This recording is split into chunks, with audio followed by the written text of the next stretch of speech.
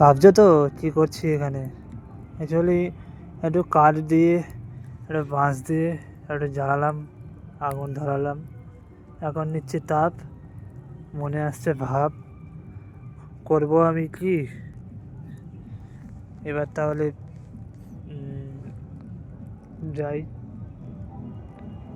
হ্যাঁ, কী বলো, ছন্দটা ঠিক মিললো না। ওকে, কোনো ব্যাপার না।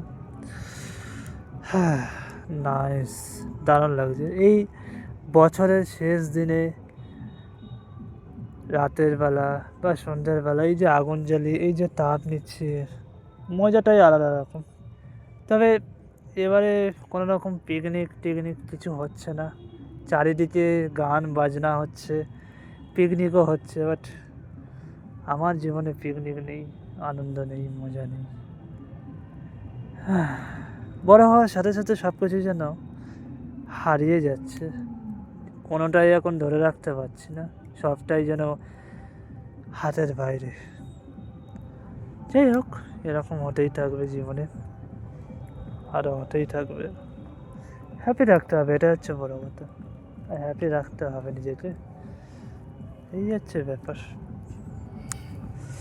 চলো, সবাইকে অ্যাডভান্স হ্যাপি নিউ ইয়ার। সবাই ভালো থাকবে, ঠিক আছে? নতুন বছরে অনেক অনেক শুভেচ্ছা। সবাই ভালো থেকো।